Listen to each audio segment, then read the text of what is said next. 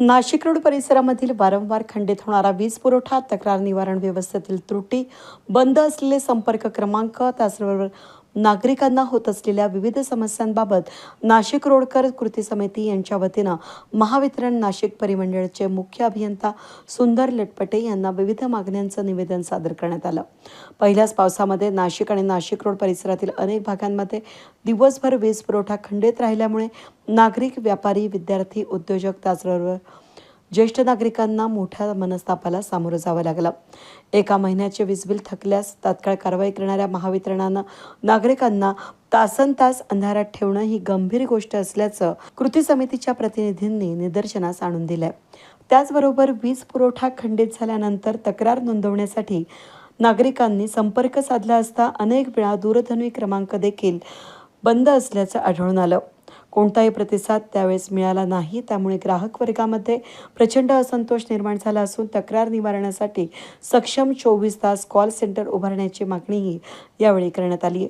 निवेदनामध्ये पावसाळ्यापूर्वी वीज यंत्रणेची देखभाल, दोषग्रस्त उपकरणांची दुरुस्ती, वारंवार बिघाड होणाऱ्या भागांवर कायमस्वरूपी उपाययोजना, वीज पुरवठा खंडित झाल्यास तात्काळ माहिती देण्यासाठी प्रभावी यंत्रणा, सुरळीत आणि अखंड वीज पुरवठा सुनिश्चित करण्याची मागणी करण्यात आली आहे। यावेळी मुख्य अभियंता सुंदर लटपटे यांनी समस्यांची दखल घेत आवश्यक ती कार्यवाही करण्याचं आश्वासन दिलं आहे। मात्र परिस्थितीत तातडीनं सुधारणा झाली नाही, सुरळीत वीज पुरवठा उपलब्ध झाला नसून नागरिकांच्या तक्रारींचं प्रभावी निराकरण झालं नाही, तर नाशिक रोडकरांच्या वतीनं व्यापक जन आंदोलन उभारण्यात येईल असा इशारा देण्यात आला।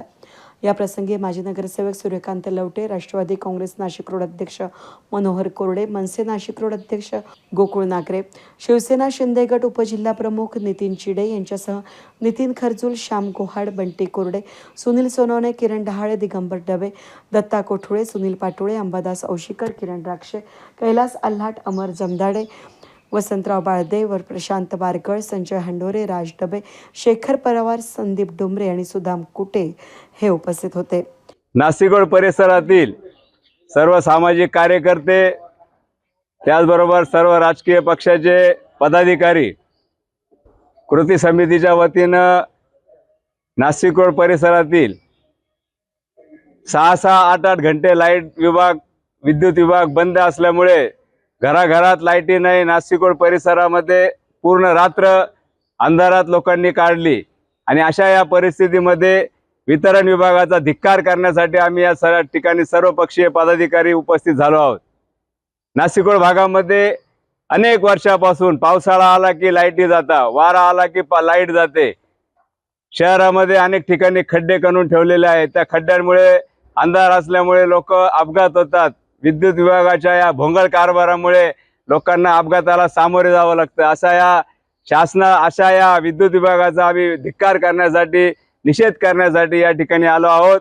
नाशिक रोड विभागातील सर्व पक्षीय, शिवसेना पक्ष असेल, राष्ट्रवादी काँग्रेस असेल, या सर्व